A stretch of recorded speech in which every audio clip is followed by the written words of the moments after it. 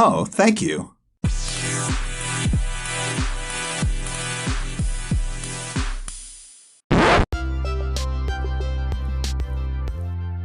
Hey everyone, before we get this episode started, also, I wanted to sound like a YouTuber, that's why I started off with, hey everyone, like, subscribe below. You know how YouTubers are. Okay, but before we get started, I want y'all to know we are going extra big with the All-Star season of Vulnerability Time podcast. So, guess what? We got video podcast. So, click in the episode description below if you wish to watch the video of the podcast as well. It'll be a YouTube link, so you can go ahead and get it going and get watching it. Make sure to follow, like, subscribe below. Such a YouTuber, right? Anyways, folks, enjoy the episode.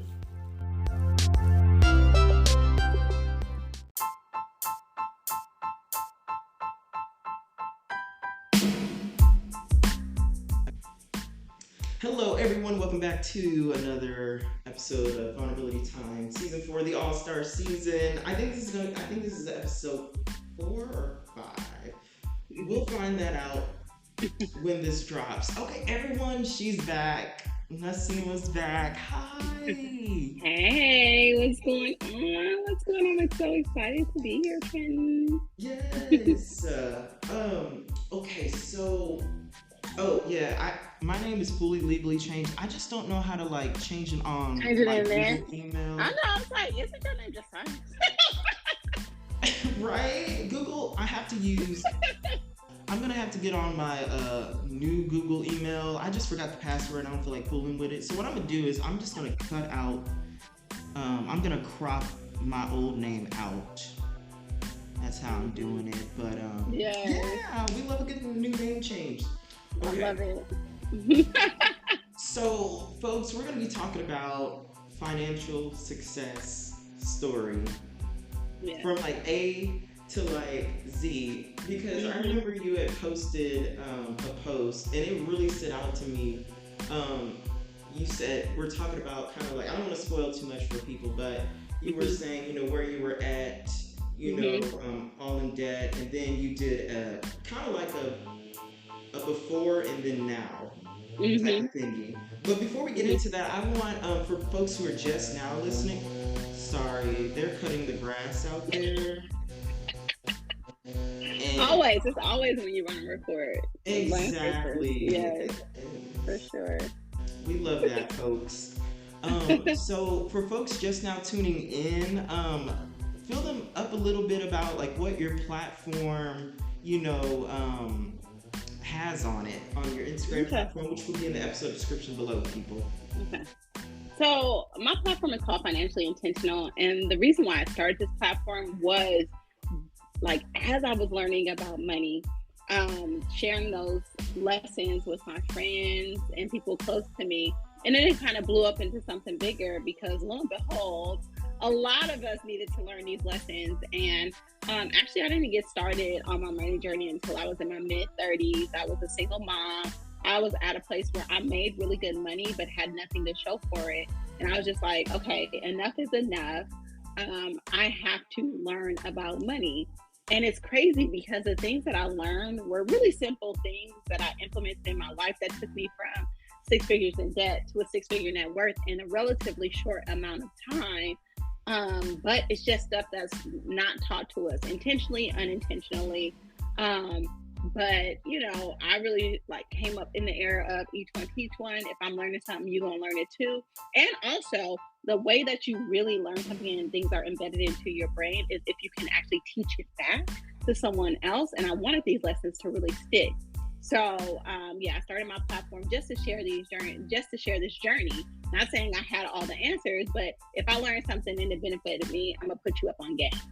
And so in the beginning, I was just talking about paying off debt and that debt journey, and it took me about 2.25 years or 2 3/4 of a year to pay off $1 million in debt. And then I went on to build a 6-figure net worth, almost $1 million net worth. In the preceding 3 years. So it does not take much. It's not too late. And these things are really simple, but simple doesn't mean easy. So that's what my platform is about. And sharing my lessons along the way. Like, it's not just a linear thing. Like, I've had a lot of roadblocks, and a lot of the things I have achieved are in spite of, not because of. And so, yeah, if you want to get into like those things that I've done or the steps that I can share with people, I love to do that. But, just giving you an overview of what we do here at Financially Intentional. Yes. Sorry, I had to turn my volume back up. Okay. And you also have a podcast, correct? So yes, I do. Other than it being in the episode description below, where can we find your podcast? Is it on all platforms? Yes. So my podcast is called Financially Intentional Podcast. It used to be called Nurses on Fire because I wanted to kind of niche down and just focus on nursing. But a lot of the messages that I was conveying and a lot of the lessons learned are applicable across the board. And so to generalize it more, in the last year or so, I changed the name of the podcast to Financially Intentional. So you can find it anywhere where you listen to podcasts. Yes. Okay. Well, so let's get into it. So the financial success story. So where did you start? Like in the era, like with debt, with being in debt, how did that feel? How did that look like? And also, did you ever think that you would be, so financially successful in those times? No, like the thing is that the way that we look at money in America and think about financial success is by the things, right? So in all actuality, I was like Instagram popping as far as like, what it looked like on the outside. I had a 6-figure job, I had a luxury car, I had a brand new house. Mm-hmm. And so people thought that I had money figured out, but internally I was like, I am struggling here. Like, I know I could be doing better, and I make too much money to be this broke. So I need to figure that out. And so I came to a place of just like, I need to step back and I need to be a student. Like, I have learned all these years and gotten these degrees from other people. Like, I need to be my own teacher right now and invest in my education and understanding like this money thing. And I really thought like you needed a PhD level kind of like curriculum in order to understand money, but it's really basic. It's really elementary. It's really things that my kids can understand because I teach them these concepts. And my kids are now 3 months, 4, and 9. Mm-hmm. So these are things that I can teach my kids. These concepts are really basic, but I didn't know that, right? So I just started like really diving in, listening to all personal finance podcasts, listening to personal finance audiobooks, listening and reading books, right? And so these are the things that I did. I kind of like listened to these all the time until I started hearing things repeated over and over and over. And the way that you can learn easily is through repetition, right? So not only though did I learn these things, I committed to like doing one thing at a time. So the first thing I really learned and leaned into was how to budget. And before I thought like budgeting was like when you went on Mint and you just categorize your transactions and after you've already made them, right? No. But then I had to learn that budgeting was like, no, telling your money what to do in advance. It's not about deprivation. It's about giving your money an assignment, because if you don't tell your money where to go, it's just going to disappear. Because I can't tell you where I spent all this money all those years. And the thing is, what ended up happening is that when I started budgeting, I started finding money. Not like I made any more money, not like I started depriving myself, but I set those goals up front. Like my initial goal was, okay, I'm going to budget to pay off debt. And so I set a crazy goal to pay off like thousands of dollars a month in debt. Mind you, I had no savings at this point, like nothing. Like I did not have these things in place. But because I set that as a goal, 9 times out of 10, I either reached it, hit those goals, or exceeded it, because I was now in control of my money. I was the CEO of my money. I was telling it where to go instead of just waiting in the background and just kind of passively just letting money come in and out of my account. So I did that. Then that led me to be able to pay off a massive amount of debt. And so I got to the point where I was paying off debt, but I was like, okay, we need to figure out like how to actually build wealth. making money is nothing. It's about how you save that money and what it can do for you and making that money work for you. So then started really focusing on investing aggressively. And that looked like maxing out my retirement plan at work, opening a IRA and a Roth IRA and maxing that out every year, investing for my kids. All of those things are now in my priorities, so that those things automatically come off the top. It doesn't take that much more effort, but the way that money has grown exponentially will set myself and my kids up so that they can opt out of a lot of the financial BS that we had to go through when we were growing up. Yeah. What? Okay. All that wisdom. I'm just like taking it in. See, yeah. This is the thing. I got two things. One, I forgot to mention. Folks know I don't like podcasts. I know I have one, but I don't like podcasts. But there are only a few podcasts that I listen to. Yours is one of them. I remember I posted on Instagram as like proof of like, I was just like, my friends know, my close friends know. I have my own book, but I don't like reading. I have my own podcast. I don't like podcasting, but you know, there's only a few. And I mean, when I say few, I mean about 4 podcasts that I listen to, and yours is one of them. For a reason. Thank you. Yes. So, because me currently right now, you know, I'm entering into my late 20s. I'm about to be 26. And when I tell you I am drowning in debt, I was there. This is the thing, like, I love to learn. I love it. I love it. And so, I know this is not like a dream, but I definitely want to be, I don't want to say a career student, but it's just like, I love school. I just love it. I just love it. I love learning. And we know that, you know, at least right now, that's not cheap. Exactly. Yes, that puts people in debt, you know. So, right now, I'm drowning in debt. Now, I still love learning more than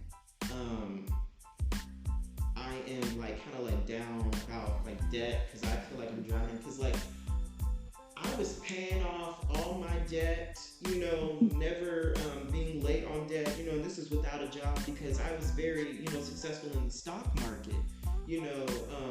Now I'm not in the stock market right now. I'm gonna go back in beginning of 2024. That's just me.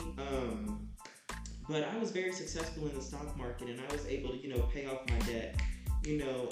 But then so many things happened. Everything just came crashing down on me, and then out of nowhere, debt.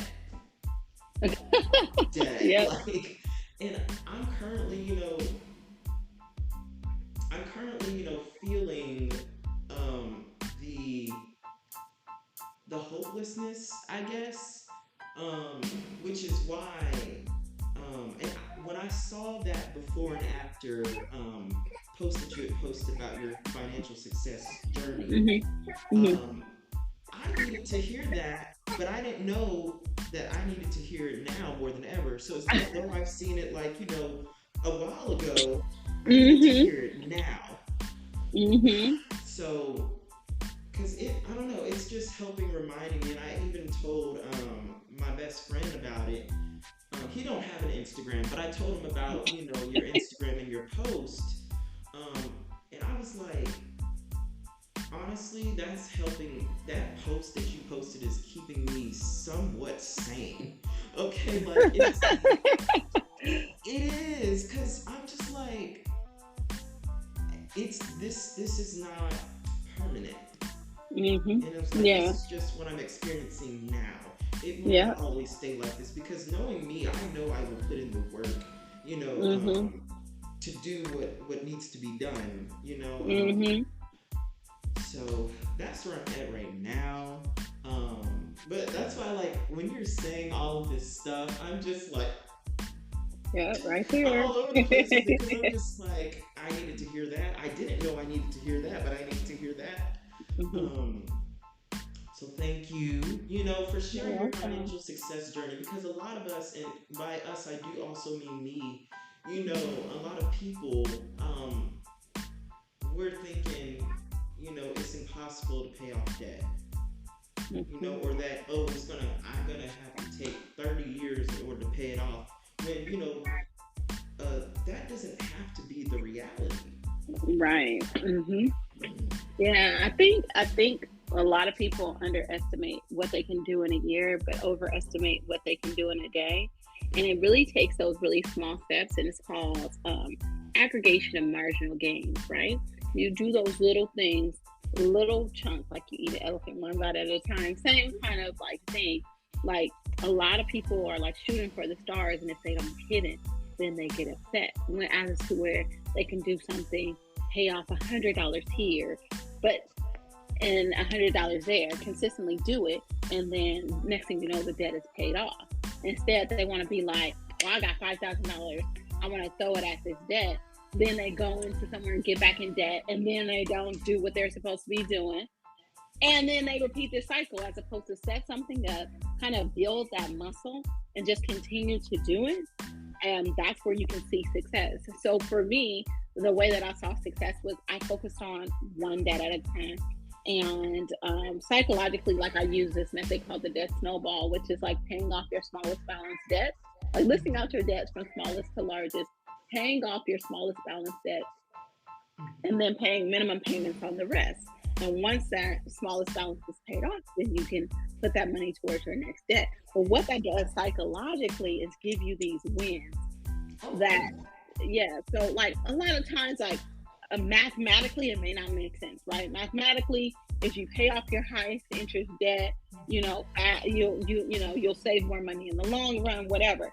But a lot of us didn't get into debt using math, right? We got into debt making emotional decisions, or if you're like me, I had $200,000 in student loan debt when I ultimately finished with school, and it was because I was told, get a degree by any means necessary. And so Yes. and people don't tell you how to pay for it. And financial aid office is like, well, here goes this loan, right? And then, it's not intentional. You don't know. Most of us are really young. We're in our teens, early 20s. We don't know how to manage money. We just know that this is something that we have to do. And so we get into these situations, financial situations that we're not necessarily prepared for, or even mentally mature enough to understand, right? Mm.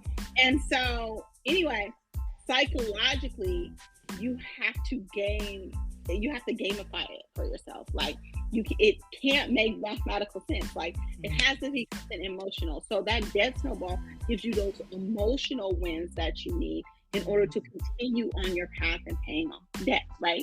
Mm. So I did that just one debt at a time, focus on that. And that's the way I teach people to invest as well.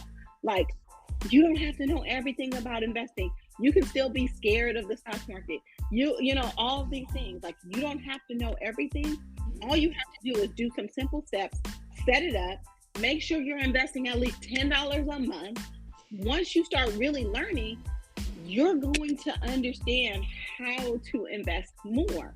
And Mm. so you just put those things in motion until you get to the point where when you feel comfortable maxing out all your accounts like I do. Like it's baby steps, and that's the way that you have to do it. So you have to gamify it.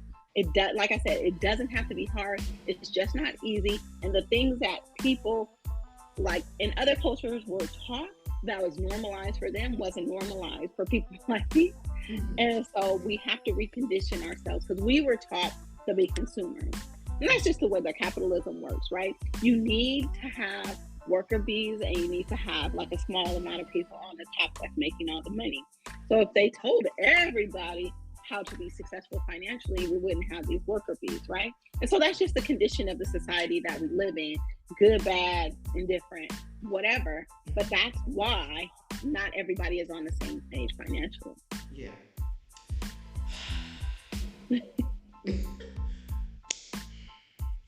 Okay, so that gave me a lot of peace, because I was like kind of down about, because like I am paying off debt, and right Mhm. now it's like $100 a month right now, because that's the best Mhm. that I can do right now. And like you Yeah. said, like baby steps. And like you said, like, you know, even if it's just going into the stock market, $10 a month.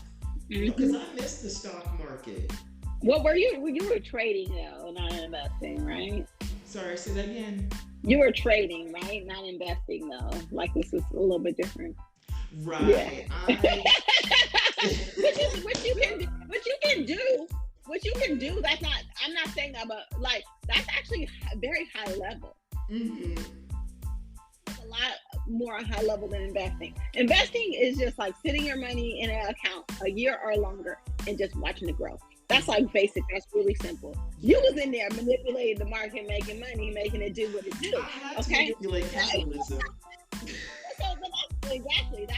And that is a very high level skill financially, right? And so I don't want you to downplay the fact that you were capable of doing that, and it sets you up to be successful in paying off a lot of debt.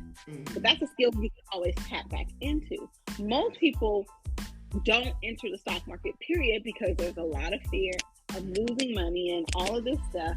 But they associate that with like trading. Like trading, you know, has its highs and it has its lows, right?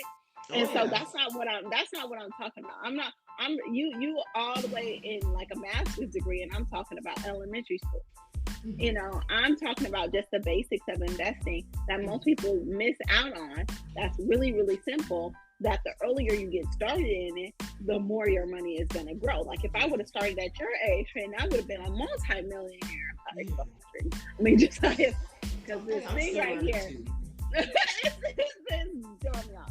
Anyway, so like if I would have started like at your age, you know, it's compound interest. It's the eighth wonder of the world, right? It's gonna make your money grow and grow and grow and grow. But you have to get started, and a lot of people are scared to get started, and it's one of those things that they put off, and that's one of the things that you should not put off, period. And it's actually one of my biggest money mistakes because I put off investing when I was really focusing on paying my debt instead of just investing just a little bit in the background until I freed up my money. Like that money could have really, really, really grown. And so I encourage everybody just to know the basics of investing. Like everybody should know how to open an IRA, and everybody at the minimum, even if you don't have you're not working at an entity or like, you know, you don't have a 9 to 5, you're in school, whatever, everybody should have a Roth IRA. And everybody should at least be trying to fund that. Like the goal should be to max it out, which is $6,500 a year, which is about $500 something a month. Like that should be a goal, right? But even if you can't do that, set it up so you understand how it works. Do $10 a month. So it's just as simple. You go to Fidelity, which is a bank. You choose an investment account, which is going to be a retirement account in the form of a Roth IRA. Open up that account, just like if you know how to create an Instagram account, you can open up an investment account. Okay. In that account, you need to figure out how you're going to invest your money.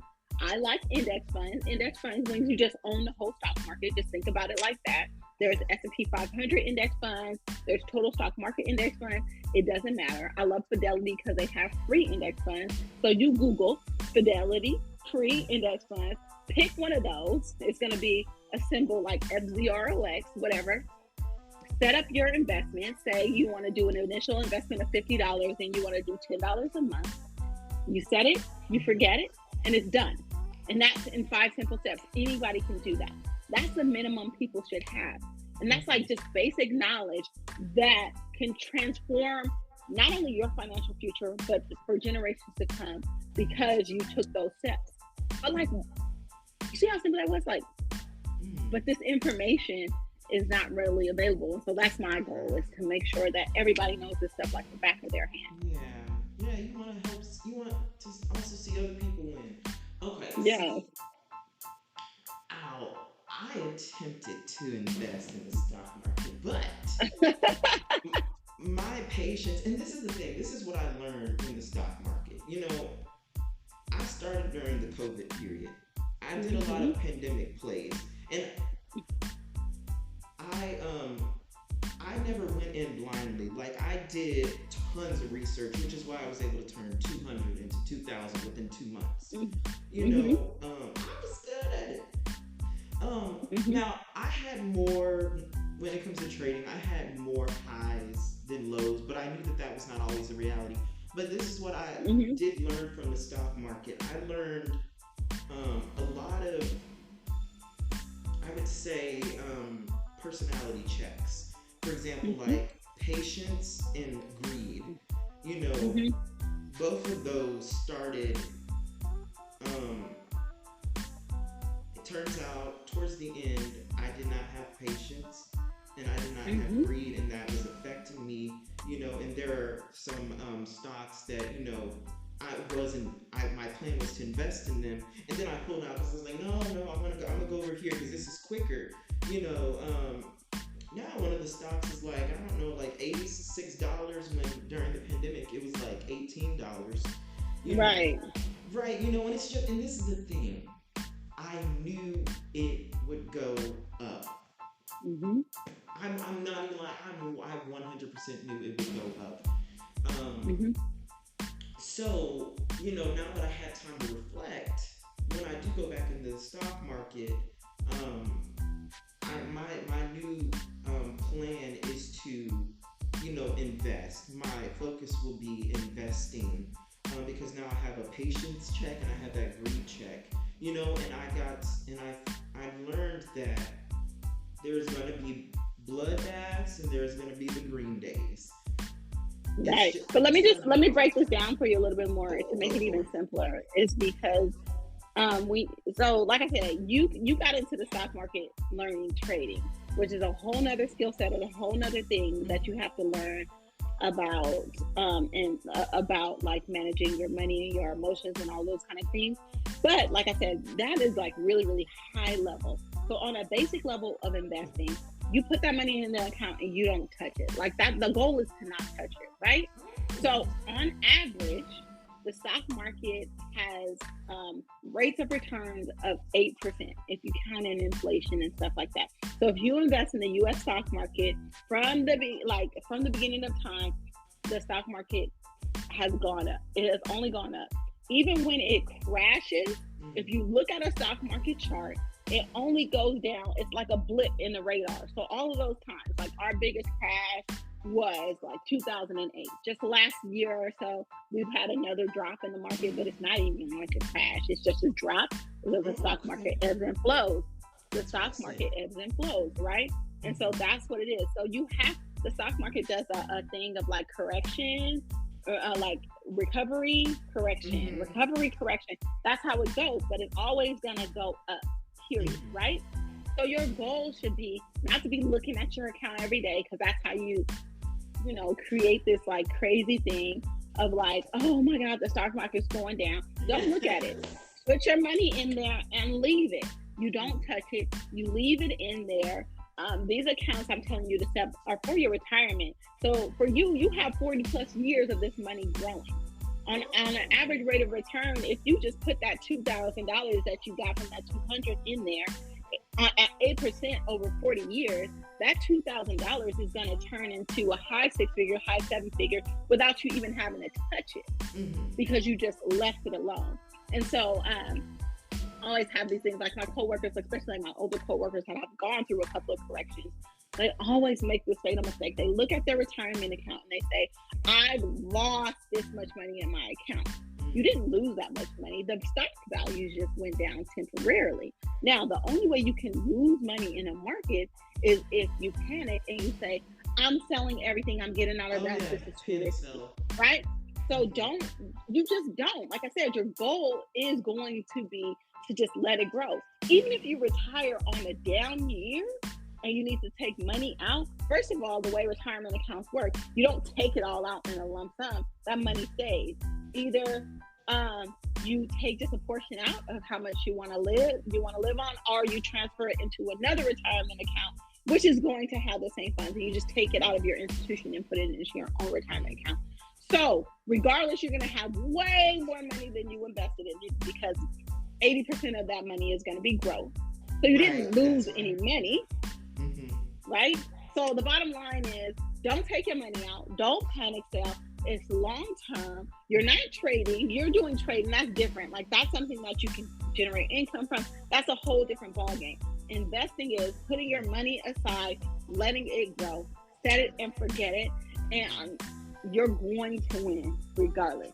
Yes. Unless the market just totally crashes, which is never done, like it never rebounds. And if that happens, we got a lot more to worry about because we're going into a war craziness. And even during world wars, the markets have crashed and then fully recovered. So like any kind of scenario you can kind of put in your head into what can go wrong has already happened. You can study the history of it. I implore you to look at the stock market chart in that year over at least a 20-year period and see that little just glitch in the market and see it just come back up. Anytime your mind is playing those kind of games with you. So, just on a basic level, this is what I just want people to understand is that, investing is the only way to gain real wealth. Not saving money. Saving money only just you lose money due to inflation over time. It's investing money. It's investing money. So you can do that from a 9 to 5. You can do that as a side hustle. And I implore you, because you love education so much, to start having people pay you to get your degrees. There's so much money out here for you. I mean, you represent a very small minority of people that need to be represented in these spaces, and so they need you to be there to get your education. And kudos to you for wanting to learn and grow, because we need people like you to be in our education system as well, and to be a teacher and to encourage people, because we know that education can be a toxic environment that holds a lot of people back. That usually is people that's not in it, that look like us, that tell us that we can't succeed. And a lot of people fall for that. So I congratulate you on what you're doing, and I encourage you to keep on pursuing your education and learning and growing. But make those people pay you. Yeah. So you can take your money and invest it instead of paying them. Yeah. I don't even know what to say. That is amazing.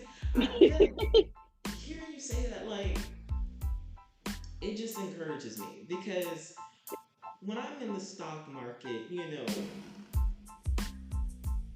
I know that is a very, because I'm no stranger to panic selling.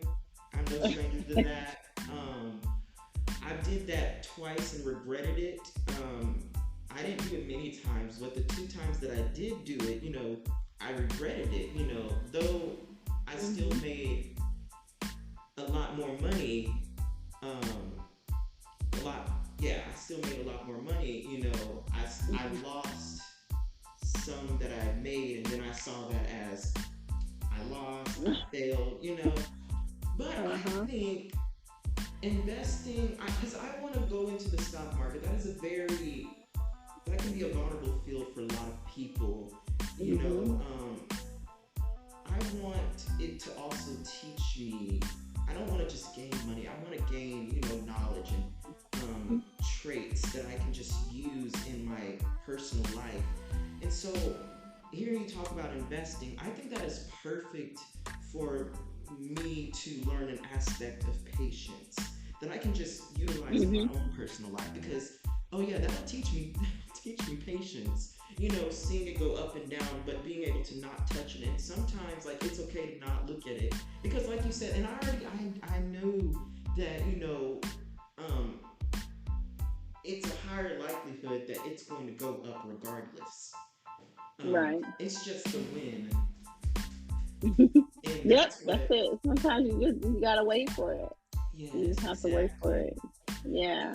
And But the thing is, a lot of the things that you're talking about does stem from financial trauma. If you've grown up in a situation where money isn't readily available to you, or money was talked about in a way that presented like a scarcity kind of mindset, like the stock market is going to be a really, really scary place.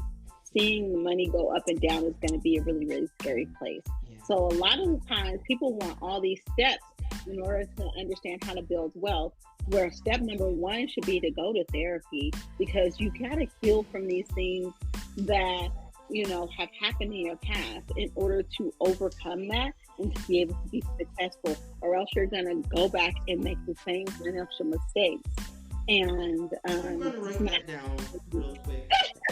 I'm writing that down. Yes. I need to talk And there about are financial therapists, You said what? I said there are financial therapists out there that can help Mhm. you with those things. So, Okay. So I got that written down. I'm gonna look into that later today. Um, mhm, Currently, I have not had a job currently. Um, and I'm just waiting to get a job so that I can, go back into investing because I feel like mhm, for me, once I get a consistent, flow of money, I know how to, utilize it, at least to some advantage, and after this conversation, I feel more confident. mhm, Because you kind of showed me a different approach because I definitely had the trading mindset, mhm, but I just think what's better for me is that investing mindset and financial mhm. therapist. Oh, 1000%. I'm definitely gonna. I didn't even know that that was an option until you said that. I didn't even know that that was a thing. Yes, I yes. love it. There's a lot of money trauma. But yeah, a lot of people are starting earlier in their career or not at a place where they have a job. But I would just say, like, at the point where you do feel like you want to get back into trading, I would say do it with the mindset of yes, trade because that's going to be a good income source for you. Which, by the way, trading is like a job in itself. So I Yes, don't it want to is. downplay like how hard it is and how much time you actually have to spend on it. And I think a lot of people want to learn trading because they see people like get these massive wins, but your foundation is going to be your investing. And so I think the way that you should look at trading is when you first start trading, have a set amount that you want to start trading with, but have that same amount that you want to just start your investment account with, right? And if you're not employed right now, you can't do an IRA because you have to have earned income to do an IRA. So I would say just start a regular brokerage account, right? So you have your trading account, then start your regular brokerage account. Put whatever amount, say you want to start investing with $200, right? So you wait and you get $400. You start your trading account with $200. You start your investment account. So you just a regular Mm-hmm. brokerage account like at Fidelity. So you just Yeah. say you just run a regular investment account with Fidelity and start funding that. So you put your $200 in there. Then you start trading. And then once you start trading, you set a month, like you say, I'm taking from my trading account, from my gains, 50% of my gains, I'm putting that into my investment account and I'm going to keep on trading. And you build like that. And that way you're simultaneously building wealth. So you're never kind of starting back at zero, and you always have this nest egg that's going to Mm-hmm. grow for you in the background. So, Right. You have no idea how much this conversation means to me. Like literally, like yeah, just yesterday, literally just yesterday, I put down a lot of the weight and a lot of the fear of being in debt. It mm-hmm. was eating me alive, I felt like. Until yesterday when I put some of it down. Hearing this, it lets me know it's gonna be alright. It is. Because But I'm the not thing gonna is that stay here. people don't understand that unlike anything else in this world, death for a lot of people is like a physical and emotional burden that is really debilitating. And I don't like that feeling. A lot of people don't like that feeling, but they don't know what to do. And so they kind of just deal with it. And people don't understand until that weight is lifted off of them and they actually see that they have options, which is just what wealth is, right? Wealth is just giving you a certain amount of options that you can opt out of a lot of stuff, right? Once they see that getting their money together and getting from under this weight of debt, how much freedom they have and control over their life, they never want to go back into that, because it is a crazy heavy burden, like nothing else I've ever experienced in life. Yes. So you're not Yes. alone. It's nothing to be ashamed of. You're just more in touch with your feelings and expressing them than most people. Most people just don't even know until something happens where that weight is lifted off of them or until they get into a position where, you know, they are on the other side when they can see like, oh my God, like this was really physically Yeah. like inhibiting me. So you're not Wow. alone. One, this is why you're an all-star. Um, two, what? Okay, I know we're running out of time here. I want to be respectful of your time. Okay. Yeah, two more things. One, this is why you're an all-star. Two, I don't even know what to title this episode at this point. It's just like, this is too grand. This episode is too It needs to just be the financial check-in you didn't even know you needed to have. There we go. There we go. And then three, I don't even know how. There's gonna be so many advertisement sound bites that I'm gonna have to narrow down. There's gonna be so many, and I'm gonna have to. So what I'm gonna do is, because there's so many advertisement sound bites in this episode, what I'm gonna do is I'm gonna send you the sound bites, and you can I'll narrow it down, but I know that I'm gonna be indecisive. I just know it. I know I'm gonna be like, oh, this one, and this one. So let AI do it. You know that there's a tool that does that for you. Do you ever use Caption app? Yes, I use that. Okay, so on Caption app now, I just saw it last week. They put a feature in that if you put the link to the YouTube video in it, it'll automatically clip out the most engaging parts of on the the episode. Caption app. Yes. Because I have that. It does that. Yes, it does. Yeah, you put our AI to work, okay? Oh well, I'm gonna figure out how to do that. That You literally just paste the link in. Yeah, and then it takes a couple of minutes and it'll spit out clips for you. Okay, I'll figure out how to do it because I found out how to do everything else. Okay. You got it. You 20, so you have my age. Okay, you in that generation. You got this. Listen, and you look very, very